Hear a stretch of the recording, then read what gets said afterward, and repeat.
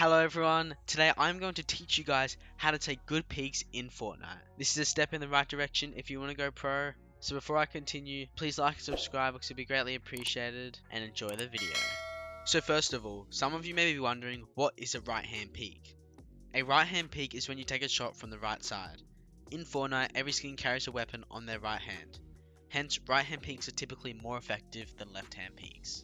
When taking a right hand peak, or any edit to be honest, you want to sway your character's movement across with the edit. This will deny you from being widely exposed to your opponents, and will reduce the damage you take when you're trying to take a peek, because the idea of a peek is to deal more damage to your opponent than what you take back.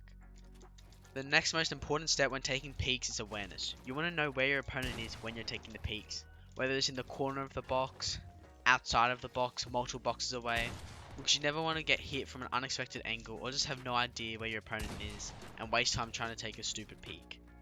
This is a pretty simple one, and it'll help you with your aim a lot too when you're taking your peeks. Now the next tip I'm going to give you guys is crosshair placement, and crosshair placement actually correlates quite well with awareness, because when you're taking a peek you want to know where your opponent is so you avoid adjusting your crosshair, because obviously having good crosshair placement for editing is extremely important, but it's just as important for aiming to reduce the difficulty in taking a shot. So when you strafe side to side or you go for a weird peek, it's best if you actually keep your crosshair the same. As you can see here, when I jump, I just keep the crosshair in the same direction every time. This reduces any errors any of you may have when you take a shot, because you're reducing the amount you have to move your mouse, and this makes every shot a lot easier. The next tip I'm going to give you guys is actually a type of peek where you aim for the lower body / legs, and the idea of this peek is, despite it dealing less damage to your opponent than a headshot would, it can be a lot harder for your opponent to hit you, and it can be good for closing out fights when your opponent has a low amount of HP. As you can see from the opponent's perspective, they have a really bad angle, they can't headshot you, and then it's hard to get a shot in itself. This is really good, and this is what I classify as a chip shot. The next type of shot you can take to improve your angles is off angles and off peaks. This is where you take a weird shot, whether it's a longer range shot or it's just an edit your opponent might not expect.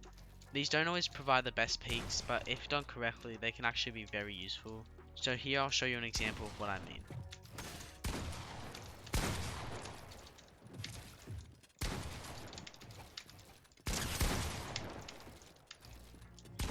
As you saw, that edit caught my opponent off guard, and many different edits can actually get your opponents off guard.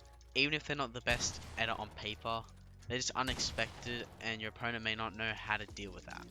This creativity is actually very important too, because learning how to do things on the move and creating your ideas sometimes can be very useful in fighting, and especially can make your opponent feel unexpected, just like how these off peaks do.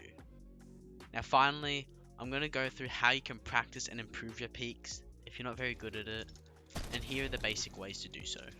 Now my greatest recommendation is to go on Raider's Peaks control map, and he has a peaks section in there where you can change the difficulty between like easy, medium and hard, and this will teach you to take good peeks. I also recommend not just practicing taking good right hand peeks with your shotgun, also your AR, whether it's second hand spraying after your shotgun or it's practicing from a distance. Also, practicing in game is very useful because that's where the goal is to apply it to, especially if you want to go pro.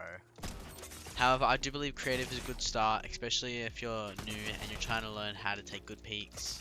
And if you're more experienced, maybe it's time to do more advanced peeks and work on your off angles, as well as making sure you've nailed down the fundamentals.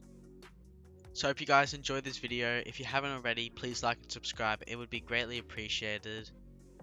And I'll see you guys in the next video very soon.